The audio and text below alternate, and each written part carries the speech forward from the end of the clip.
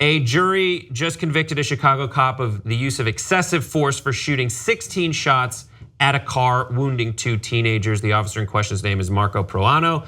The incident, yes, he was convicted of using unreasonable force and wounding 2 teenagers in an on-duty shooting caught on video in December of 2013. He let out 16 shots in 9 seconds at a stolen Toyota Avalon full of teenagers. One of the pieces of evidence used in the case was Dashcam video, which we have, which shows how he exited the car and behaved. There's no sound, so we can talk through it. What gets me is turning the gun to the side like a cowboy, or like he's in a 1990s rap video. Yeah. I'm really happy that no one got killed. And look, it was a stolen car, and so they were obviously involved in criminal behavior. There's no question about that. There's no defense of that, at least coming from me. However, look, your job as a cop is to make sure that you protect people. And that shooting happened in a residential area. I don't think anyone deserves to die simply because they stole a car. They certainly do deserve consequences, but that is not the consequence. Trying to kill someone, especially teenagers, should not be the consequence, right? And that was just such a dumb move on his part, to say the least. It actually put more people in danger. It threatened more people's lives, and it just shows how incredibly irresponsible he was during this situation. I'm actually shocked that the jury found him guilty. Really? Why is that? Because we've done so many of these stories. Look, Walter Scott comes to mind. Walter Scott, who was literally running away from the cop, got shot and killed in the back, right? Tamir Rice, there was no justice in that case. A 12-year-old playing with a toy gun, he got shot within 2 seconds of the cop showing up to the scene. I mean, these stories keep happening. Philando Castile is another example. Someone who let the cop know, I have a licensed gun in the vehicle. Cop opens fire and kills him in front of his girlfriend and her daughter, who was in the back seat. I mean, these stories are, they just continuously happen. And I feel like we're now conditioned to not expect justice. And so it is shocking that in this case, there was justice. The Chicago Tribune kind of calls the justice system in that region to task. They say that this is a shift anyways in the kind of trials that go on from bench trials to jury trials. They take issue with the number of judges who have just dismissed and acquitted.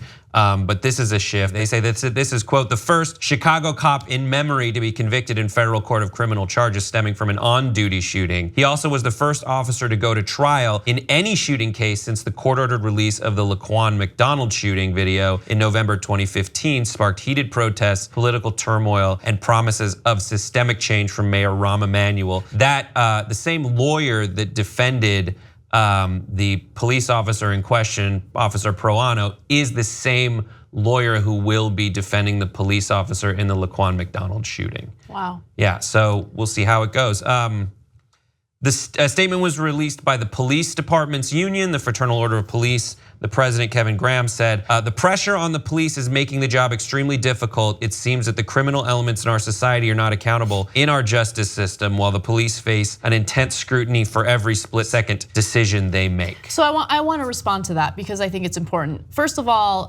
the caveat that's always mentioned, and I think it goes without saying, yes, cops have an incredibly difficult job, especially in crime-ridden neighborhoods. And I know Chicago is dealing with increased crime, which is why it's more important than ever that the community trusts the cops. That if they feel that they might be the victim of a crime, they can call the cops and not be victimized by them. And unfortunately, there is a decrease in trust toward police officials because of what we're seeing over and over again. These shootings that occur over and over again. Now those teenagers were in a stolen vehicle. And so yeah, they should be prosecuted. They should face the consequences for their actions. That does not mean that they should be shot by that cop. The only way that I think it's justified for a cop to open fire is if the individual poses an imminent threat to the cop. And in this case, even though he said it was self-defense, the jury found no, these teenagers were trying to drive away. They were reversing. They did not pose an imminent threat to him. And he needlessly walked toward the car. He walked toward the car and opened fire. So again, I am not making any excuses for the criminal activity of those perpetrators.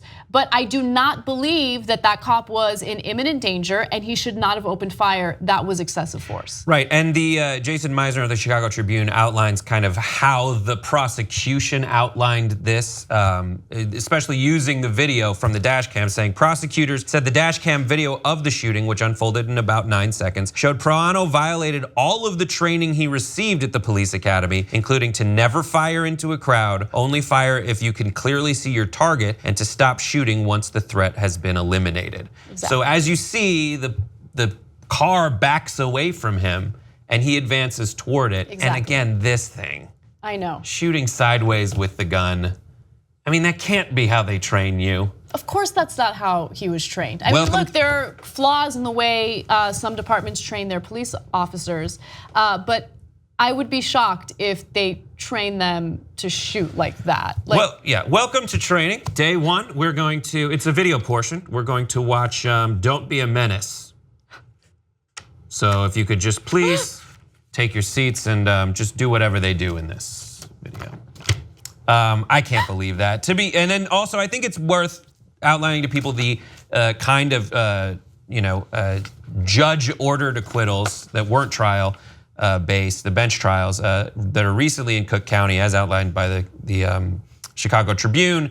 In 2015, Detective Dante Servin was cleared in a fatal off-duty shooting of Rikia Boyd, where the judge in that case, the judge isn't always apparently culpable in this situation. They said everything according to the Chicago Tribune, except like you should have charged them with murder and not a lesser charge.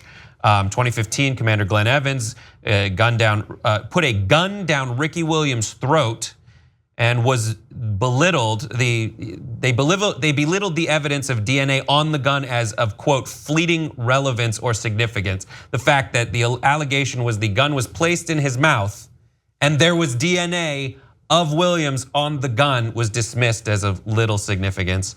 And Officer John Gorman, accused of an off-duty shooting of firing shots at a vehicle during a traffic altercation after he'd been drinking, was released. Keep your eye out for the Laquan McDonald case as it continues. Also, that police officer in question, it was inadmissible in the trial, but over a 3-year span, this is his third shooting. One involved a $3.5 million settlement to the family of one of the people he shot, though that has been overturned and awaits appeal. So I think it's good that we are using more video in these cases.